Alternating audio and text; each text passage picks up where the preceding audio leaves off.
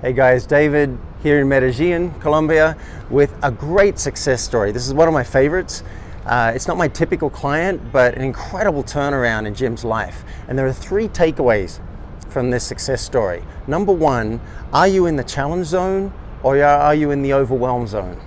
So for Jim, he had too much risk, more risk than he and his family could handle. So we had to dial it back down and create a much more manageable scenario for him so that he wasn't freaking out and so his family wasn't freaking out. And it led to a massive unexpected pivot, which brings me to lesson 2. Is it time for you to make a pivot or to let go? Now, for Jim, he had to let go of his whole business. That was the pivot. I'm going to pivot from business to a paying job for a while until I build a reserve, and then I'll go back to business. But for you, maybe it's a marketing initiative that's just not working. Maybe it's a product that you've been trying to push uphill, but people just aren't buying it. Maybe it's a relationship that you're in with a vendor or business partner or even a primary romantic partner that's just not working. So that's my second question for you is it time for you to pivot or to let go of something that's not working?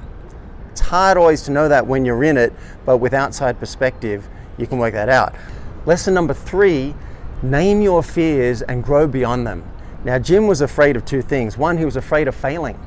If he let go of this business, then he'd failed in this business, and what would his friends think of him? What would his wife think of him? So what we did is helped him to embrace that failure. Fail now, not a year from now, not 2 years from now. Fail at it now, let it go, move on. And now he's already a success in his career, already. The other thing he was afraid of was that he wouldn't find a job he loved. What if I let go of this business and I send out the resumes and I don't get a job that I love? Well, I said maybe that'll happen, but how are you gonna know? So he decided to have that fear and do it anyway. And he sent out the resumes and he got an amazing job. Now, even if it took him 6 more months to get that, it'd still be a success story. But he took the action and he was successful.